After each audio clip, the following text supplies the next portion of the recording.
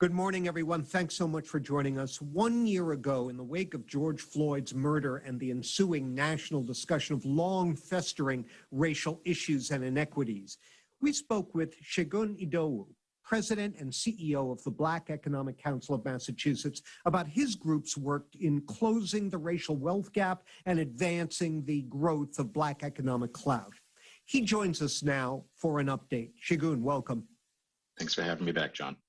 So a year ago, the hills were alive with the sounds of major corporations pledging to do more to help groups like yours achieve their goals. There were hiring pledges, financial pledges, and so on. From your perspective, how much of it was real and how much turned out to be virtue signaling? Well, I appreciate that question. I know that many of our organizations and communities are still reviewing those pledges and following up with those who made them to ensure that they're being carried through. I will say that I look at this in two different ways. One is, for sure, different corporations and others pledge to support organizations like BECMA and others. And for BECMA specifically, we were able to exceed our fundraising goal of trying to raise $1 million and instead raise $1.5 million because of that type of support.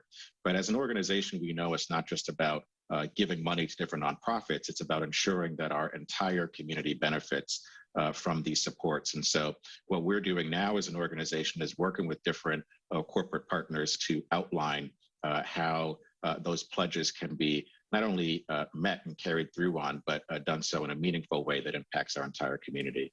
At the corporate level, is the enthusiasm sustained, or do you sense a flagging? Mm-hmm.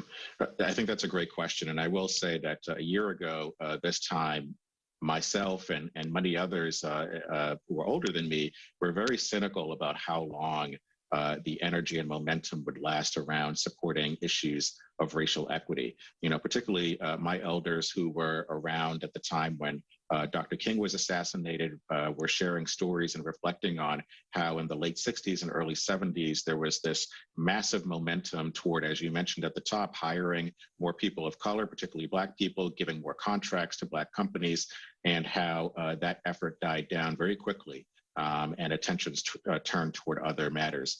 But I will say that there is a general enthusiasm in our community and others at how the interest has been sustained, and that the conversation in general has changed in how honest and open the dialogues are, and the roles are reversed in the sense of who's reaching out to who to have the conversation. Organizations like BECMA, King Boston, the Boston Ujima Project, Boston While Black, et cetera, we are being reached out to. In fact, we're inundated with requests from different corporate sponsors and partners to have these important conversations in a real way. Okay, that's the private sector. What about Beacon Hill? Did they step up their game? You know, I would say that certainly we can see that in the types of policies that are being introduced, that there is that a switch has been flipped. A lot more conversation about racial equity. In fact, a whole committee focused on racial equity, inclusion and civil rights, being led by Senator Chang Diaz and Representative Bud Williams out in Springfield. So certainly, this can be seen as an important marker and milestone in responding to folks who are interested in equity and racial diversity. But, the proof will be in the pudding.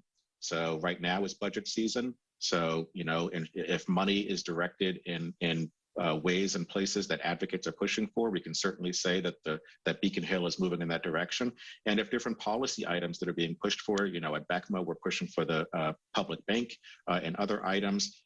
There are folks who still are not satisfied with where we landed on criminal justice reform and police reform last year. If we begin to move toward actually adopting those policies that the thousands of people who marched in the street said they wanted, then we can say that Beacon Hill is moving in that direction. But until then, we're still just kind of having these conversations in hopes that we'll do that. Mm-hmm.